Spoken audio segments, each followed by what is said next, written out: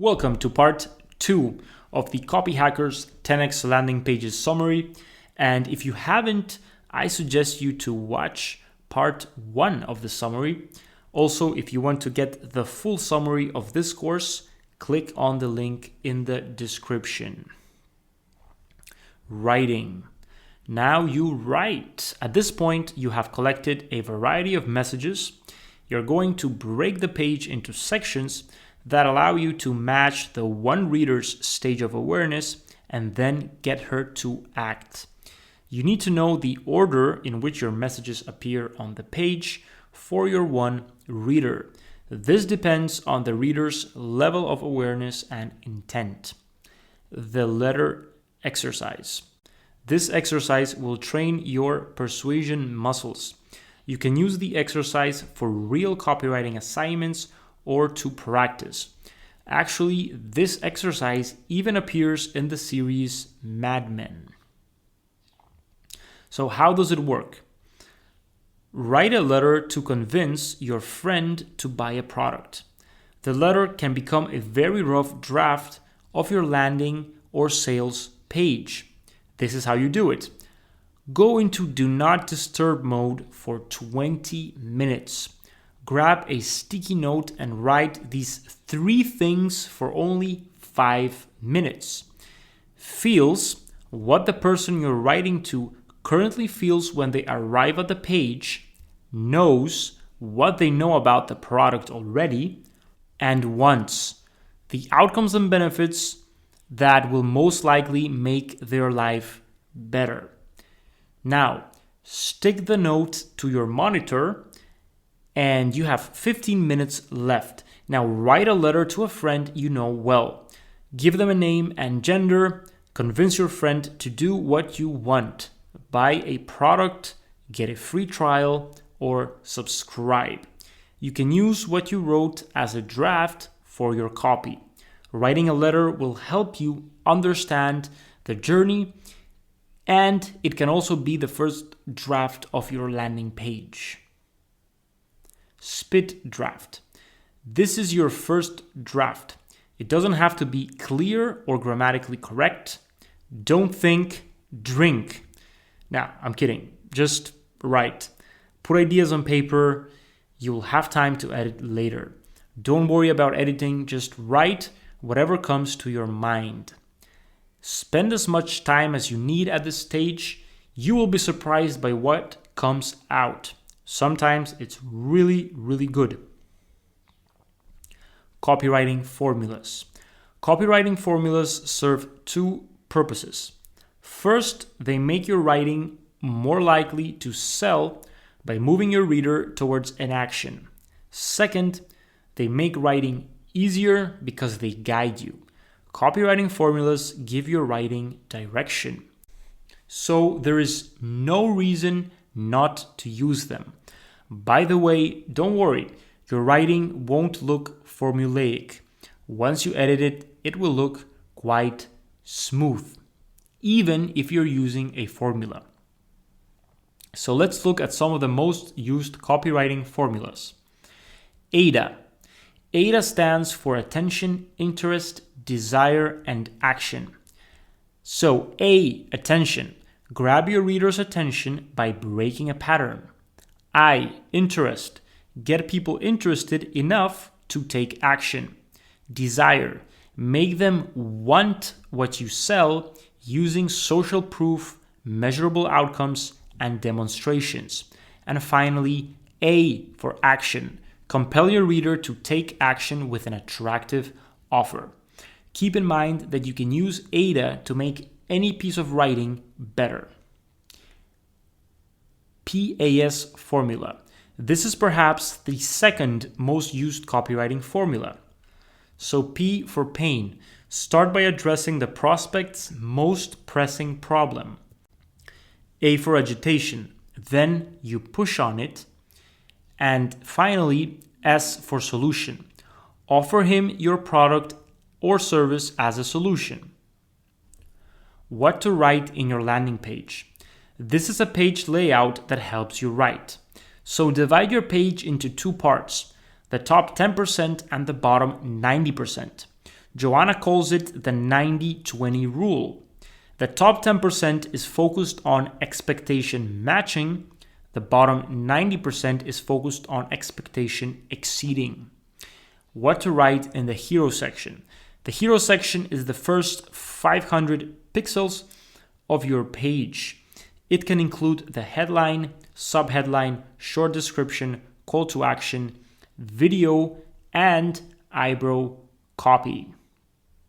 This is the copy that precedes the headline, and you can use it to insert a specific keyword. The job of your headline is to move prospects down the page to the subheadline and so on. This is called hero section copy, and it usually comes from customer surveys. Bottom 90%. The bottom 90% is all about exceeding expectations. You matched the stage of awareness in the first 10%. Now you need to move the prospect towards the next stage. You explain how you will help her achieve this next stage with your copy. Your prospect is like a train, and they are stopping in different stations to reach their destination, which is the purchase. Your copy is the engine that moves the train closer to that final station. Write visually appealing copy. Your copy needs to stay out of your visitor's way while also being present. It must help your readers to make a decision. The content of your copy is as important as how you present it. Think about Starbucks. Their coffee is not the best, but their service, branding, and venues are pretty good. This allows them to charge a premium price for their quite average coffee. Turn features into tangible benefits. I like how Sahil, I'm not sure what his last name is, but he's the founder of Gumroad, a very popular site for if you're selling ebooks or other info products. And he says, stop talking about features and start talking about benefits. And this is one of the foundations of copywriting, turning your products or services features into tangible benefits. Benefits are always better than features. And how to explain what a benefit is. What's it in for me? Is a question that your prospects will always ask when you show them a feature. So the benefit answers this question, right? A feature is just a means to an end, but you have to communicate the end. That's what makes them buy. To be a good copywriter, you need to think like a lawyer. You need a strong case for why someone should buy something. To make your case stronger, prove it. Don't tell, show. Take a good statement and make it believable by proving it. People want to know why they should believe you. You can use screenshots, demonstrations, testimonials, research, charts, tables to prove your claims. You can also offer free trials of your product or service so they see for themselves. Blank for your blank. Compare something new to something your prospects already know. It's easier to communicate a point like this. This is why every new startup is pitched as the Uber for blank. This makes us think less because we already know what Uber is. In the first blank, use something prospects know well and recognize, like Uber or any other well-known brand, product, service, or idea. The second one is tied up to something valuable for them or how they see themselves. Connect with your target customer. Personality, voice, and tone are all used to connect with your customers. The most admired copy has a distinct personality. It should be unique, but it should also appeal to the target customer. According to a survey, these companies produce the most admired copy. MailChimp, Apple, HubSpot, Unbounce, and J. Peterman. What do they all have in common? Well, personality, voice, confidence, and clarity. It's the copy of cool. Check out their websites, emails, ads, and any other marketing assets. you will understand why they have the most admired copy. It's just really good copy and it works. Bullet points. Include them, but don't rely on them. They can help you present features, benefits, and outcomes. Bullet points should be teasers, not tell-alls. Remember to pique curiosity and then build up. A mega list can include all the features of your product or a bunch of use cases for a service. Improve your bullets with fascinations. Bullet lists are just a format. Anyone can write a bullet list. Copywriters know better. They write lists that draw readers in. They are called fascinations. Fascinations make bullet lists 10x more powerful.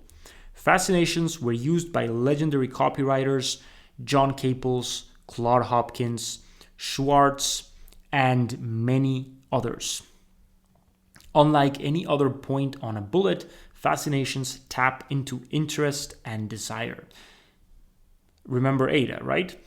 When writing fascinations, practice writing fascinations while you're learning about the product, service, or solution.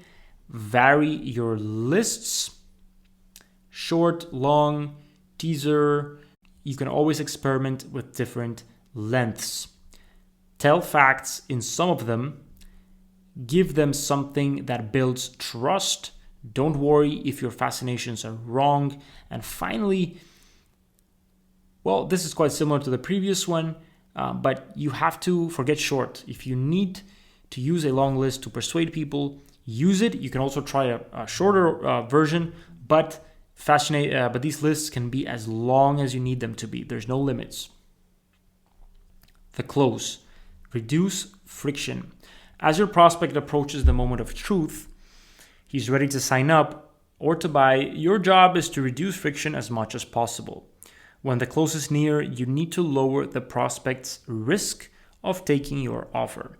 At this point, you just need to ask for the sale, then make it very easy for prospects to buy. It's astounding how many online businesses miss this. They make it so hard for customers to buy that it seems they are doing it on purpose. There's nothing worse for an online business than having a prospect that is ready to buy but not being able to because the website is too slow, because the contact form is too long, or any other interruption that they might experience. Intros and conclusions. When writing any piece of copy, soft, pointless, warm phrases are unnecessary. We call this warm-up copy. Get rid of it. Joanna calls this the stuff you write before writing what you want to write. Don't waste words and forget about the filler. Clarity. When the copy is clear, you don't have to think about it. You need to make people pay attention, not confuse them. We don't want them to roll over the words. Your copy should make ice stick. Clarity does not necessarily mean polish, just be precise. Instead of writing time, use hours or minutes. Use the blank is blank formula that you saw earlier. Use the most basic sentence structures. Clarity usually means simplicity.